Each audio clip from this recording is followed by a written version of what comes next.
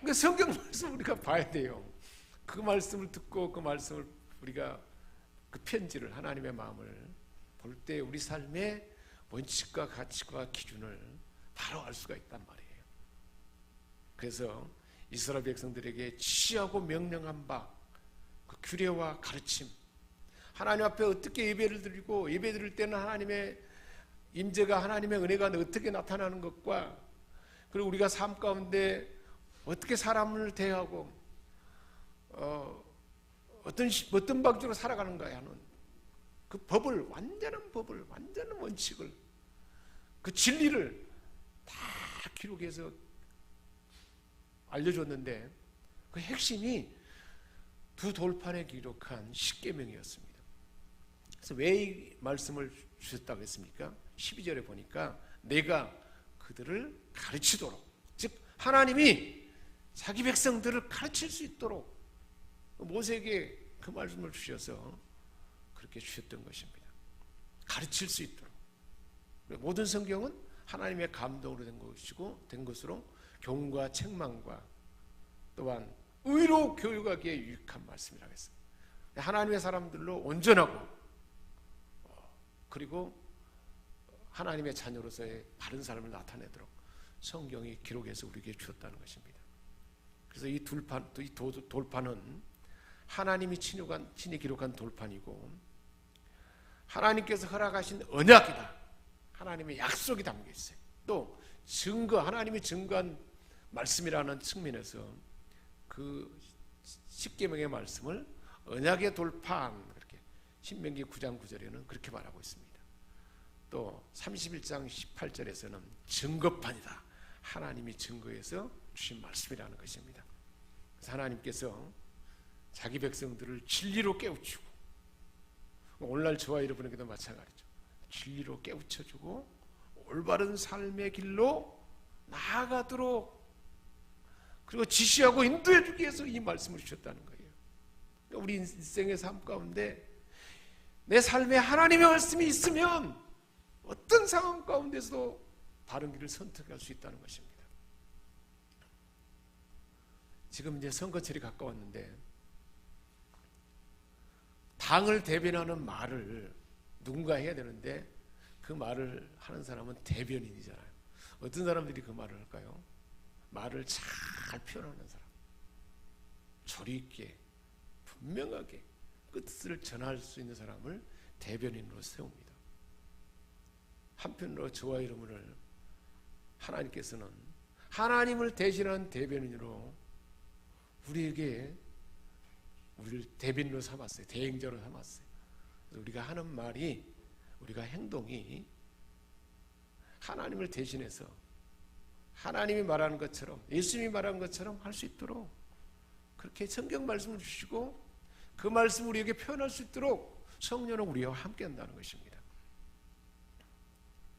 그래서 모세가 머무는 곳은 그곳에서 얼마 동안 머물렀다고 말하는가요? 18절에 보니까 모세는 구름 속으로 들어가서 산 위에 올랐으며 모세가 40일 40야를 산에 있으니라. 얼마 동안 산에 있었어요? 40일 40야를. 우리 예수님이 하나님의 아들이면서도 이 땅에 오셔서 공생에 하나님의 아들로서 본격적으로 말하고 행동을 나타내기 전에 예수님도 40일 동안 금식하면서 광야에서 준비했습니다. 모세도 그렇게 했던 거죠. 많은 사람들이처럼 하나님과 깊은 만남 가운데 준비되어서 결국은 하나님의 뜻을 펼쳐가는 걸 볼 수가 있습니다. 그래서 하나님께서는 언약의 말씀 곧 십계명을 그 판에 기록해서 주셨고 그 말씀을 오늘날 우리에게도 들려줘서 우리에게까지 전달해줘서 그 말씀을 듣게 한 것입니다. 사랑하는 여러분, 오늘 말씀이 우리에게 주시는 교훈은 어떤 교훈일까요? 하나님께서 모세를, 이스라엘 백성들을 자기 백성으로 택했어요. 그런 것처럼 저와 여러분을 하나님의 자녀로 택했습니다. 그리고 모세와 아론과 나답과 아비후 제사장이죠. 그리고 70인의 장로들을 산중턱에 불렀어요. 오늘 주와 이름 못 듣는다. 왕같은 제사장인 줄 믿습니다. 예수님의 공로로 그 당시에는 제사장과 장로들만 갈 수 있는 산중턱에 저와 여러분이 이룰 수 있도록 주님이 우리를 십자가의 대속의 죽음으로 우리 하나님의 자녀 삼으시고 왕같은 제사장이 되게 한 줄 믿습니다. 우리 하나님은 저와 여러분을 그 중턱에까지 오르게 하셨어요. 그뿐만 아니에요. 우리 예수님께서 마지막 십자가에서 운명할 때 다 이루었다 하는 그 순간에 지성소에 들어가는 휘장이 갈라지게 됐어요. 더 하나님이 임재하는 쉬운 자에 그곳까지 이룰 수 있도록 그 길을 우리에게 열어놓은 줄 믿습니다. 모세가 더 가까이 하나님의 머무는 영광 가운데 대면에서 만날 수 있는 그곳까지 하나님을 우리를 들어갈 수 있도록 했다는 것입니다. 그래서 하나님은 모세가 이루는 자리까지 저와 여러분을 이끌어서 부르시고 만나주는 줄 믿습니다. 그 장소가 누구실까요? 오늘 우리가 예배드리는 이곳이 바로 그런 장소입니다. 이 자리가 바로 그런 자리예요. 할렐루야. 신약을 살아가는 우리에게 준 큰 은혜입니다. 매일 우리가 1월달부터 3월달까지 큐티 경건의 시간을 체질화하는 것을 목표를 정해서 계속하고 있는데 이 경건의 시간에 하나님 우리를 그 깊은 자리에서 만나주는 것입니다. 자, 더 가까이 올라간 모세의 모습은 어떻게 됐습니까? 가까이 올라갔는데 어떤 모습으로 달라졌을까요? 34장 29절에 30절에 보니까 모세가 그 증거의 두 판을 모세의 손에 들고 산에서 내려오니 그 산에서 내려올 때 모세는 자기가 여호와와 말하였으므로 말미암아 하나님과 대면에서 말했으므로 말미암아 얼굴 피부에 광차가 나나 얼굴 피부가 막 확 빛이 막 은혜의 빛이 영광의 빛이 모세의 얼굴 빛에서 나타나게 되었습니다. 근데 모세는 몰랐어요. 다른 사람이 보니까 얼굴에 은혜의 빛이 영광의 빛이 환하게 빛났던 것입니다. 그래서 아론과 온 이스라엘 자손이 모세를 보았는데 모세의 얼굴 피부에 광채가 남을 보고 모세에게 가까이 하기를 두려워하더라. 모세에게 가까이 하는 것이 두려움을 느낄 정도로 하나님과 함께 있었는데 모세의 모습은 완전하게 달라졌던 것입니다. 더 가까이 올라간 하나님을 만난 모세의 모습은 얼굴 피부에 광차가 나게 되었습니다. 본인은 알지 못해요. 나는 알지 못하지만 다른 사람이 보니까 주변의 사람들이 아니 당신 보니까 요즘 완전히 달라졌어요. 얼굴이 환해졌어요. 왠지 모를 하나님의 은혜의 빛이 가득하고 그 모습이 보인다고. 나는 알지 못하지만 주변의 사람들이 알게 된다는 것입니다.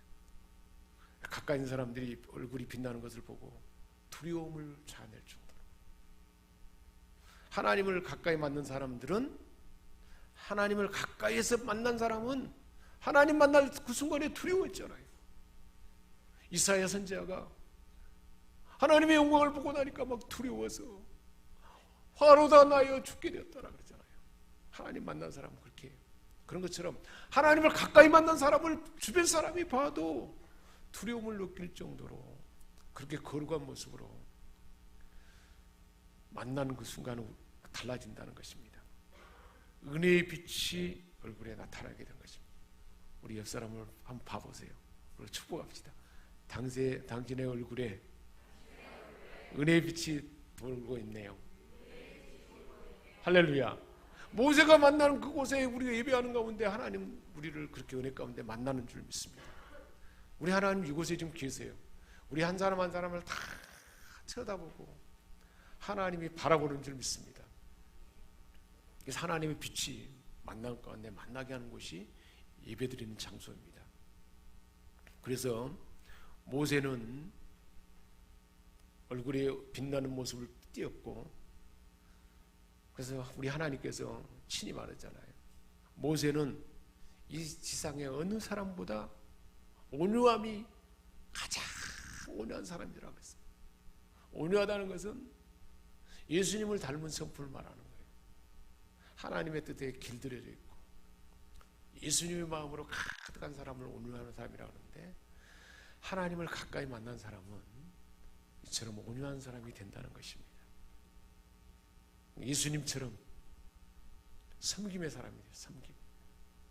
우리가 지금 요즘 생명삼 큐티를 나눌 때 보면 우리 예수님이 종들도 하지 않는, 이방 사람들의 종들이 행하는 발에 더러운 막 먼지가 있고 더러운 부분을 씻는 일은 이스라엘 사람들도 하지 않는 일이었어요. 종이라도 이스라엘 사람들은 하지 않고 이방 사람들의 씻기는 발을 씻기는 그 일을 예수님은 친히 제자들에게 씻어주신 거예요.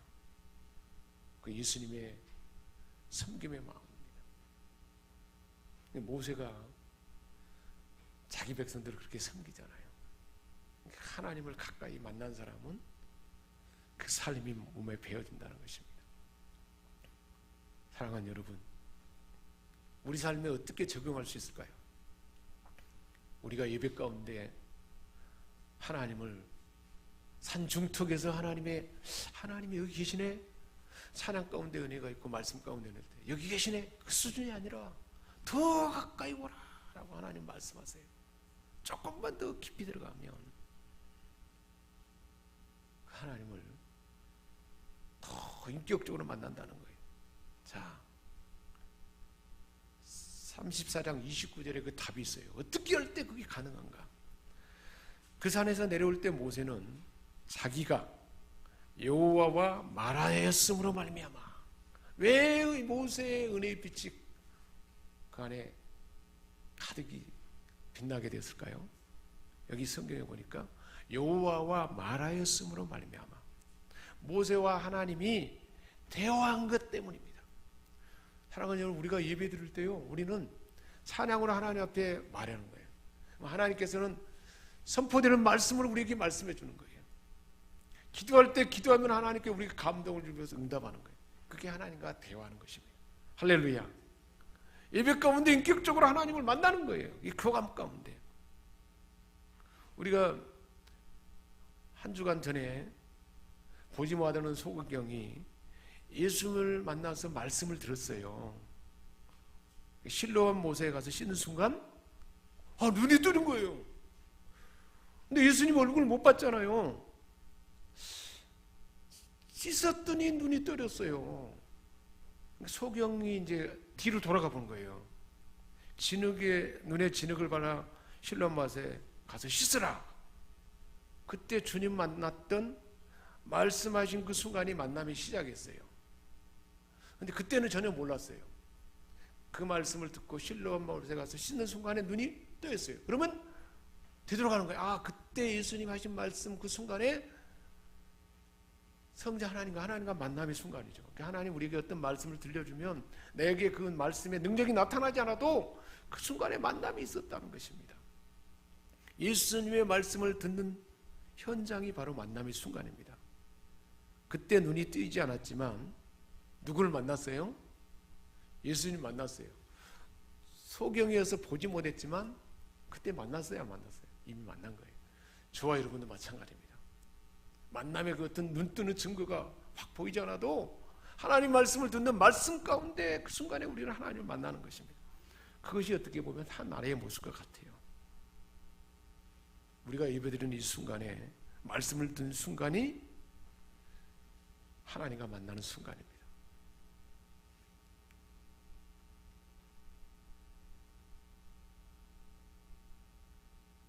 그래서 그 뒤에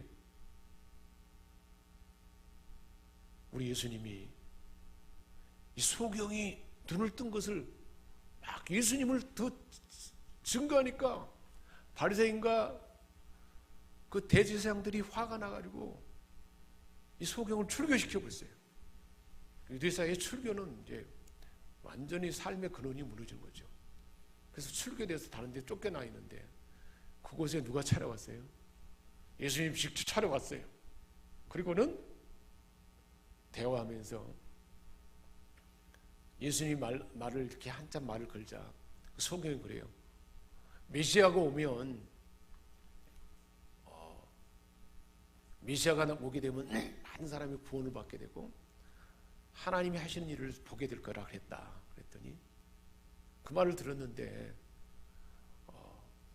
메시아가 누군지 모르겠다. 그랬더니 예수님이 뭐라고 했어요? 내가 바로 하나님의 아들 메시아다. 내 눈을 뜨게 소경이 눈을 뜨게 하는 것 하나님의 아들이라는 증거고 내가 바로 그다. 그럴 때 그 예수님을 직접 이제 하나님의 아들로 영접하며 맞이하잖아요. 그러니까 더 깊은 만남을 인격적으로 하나님과 직접 예수님과 성자 하나님과 직접 만난 거죠. 더 깊은 만남입니다. 그 만남이 저와 여러분도 큐티할 때 경건의 시간을 갖는 때 그렇게 경험하게 될 줄 믿습니다. 예배드리는 순간에도 그렇게 경험합니다. 또 며칠 전에 보면 12장에서 예수님께서 하나님의 밀이 땅에 떨어져 죽지 아니하면 하나를 그대로 있고 죽으면 많은 열매를 맺는다라고 제자들에게 말씀했어요. 우리가 큐티할 때 그 말씀 우리가 듣잖아요. 이게 뭘까? 무슨 말씀입니까? 밀이라는 것은 땅에 떨어져 죽으면 많은 열매 맺는데 그 죽는 죽음에 죽게 되는 사람이 누군가? 예수님 자신이라고 말해준 거예요. 그러니까 내가 죽음으로 너희가 많은 사람들이 구원받고 열매 맺는 일을 있게 될 것이다. 그러면서 그 일을 위해서 하나님 앞에 기도합니다. 하나님 아버지, 나로 인해서 하나님 영광이 나타나기를 원합니다. 그리고 내가 지금 십자가를 앞두고 있는데 너무 힘듭니다. 라고 기도했더니 하나님 아버지가 응답하는 말씀이 있습니다. 요한복음 12장 28절 하늘에서 소리가 나서 이르되 하나님이 하신 말씀이에요. 내가 또 지금 이미 영광을 받았고 다시 너를 통해서 너를 영광스럽게 하고 너를 통해서 내가 영광 받으리라 라고 하나님이 직접 말씀해 주셨어요. 이 말씀의 의미는 뭐냐면 예수님이 십자가에 죽는 거죠. 죽는데 그냥 대충 죽는 것이 아니고 사람들에게 붙잡혀가고 침뱉음을 당하고 그리고 굶주리고 뺨을 맞고 막 옷이 빨가벗기고 죄가 없는데 채찍에 맞아서 막 살이 다 찢어지고 십자가를 지고 올라가기도 버거워하고 쓰러지고 그렇게 고통을 당하고 하나밖에 없는 아들이 그렇게 고통을 당해서 죽어버리는데 사랑하는 하나밖에 없는 아들이 죽어버리는데 그 일로 인해서 저와 여러분이 구원받으니까 새 생명을 얻으니까 그것이 너무 하나님 앞에 영광스럽고 하나님이 좋은 일이라는 거예요. 우리는 여기서 누구를 만나는 거예요? 하나님을 만나는데 얼마나 나를 사랑했으면 하나밖에 없는 아들이 죽어버리고 그 죽음 때문에 무시무시한 고통을 받는데 그 일을 어떻게 볼 수 있겠어요? 그런데 내가 구원받는 것이 더 귀한 일이기 때문에 그것이 영광이라는 거예요. 우리는 성경을 계속 큐티하고 경건의 시간 가운데 하나님의 사랑의 음성을 듣게 될 때 이렇게 나를 사랑하는구나 하고 더 깊이 만나게 되는 것입니다. 우리 하나님은 이처럼 우리를 예배 가운데 경건의 삶, 경건의 시간, 큐티 가운데 기도하는 그 기도의 자리에 찬양하는 찬양의 자리 찬양도요, 우리 회중이 찬양하는 찬양과 찬양팀이 찬양하는 찬양은 다를 거예요. 찬양팀은 미리 또 토요일 날 준비하죠. 그리고 또 반복해서 부르죠. 그것을 막 부르면서 내면하죠. 이렇게 함께 부를 때 더 다르죠. 참여하는 자도 우리가 어떤 마음으로 찬양하느냐에 따라서 찬양 가운데 하나님을 만나는 은혜가 달라집니다. 기도도 마찬가지고요, 우리가 섬기는 섬김도 마찬가지입니다. 이런 삶을 살아갈 때 세상 사람들이 주님의 제자라 그렇게 부를 수 있는 은혜가 저와 여러분에게 부어질 줄 믿습니다. 기도하겠습니다.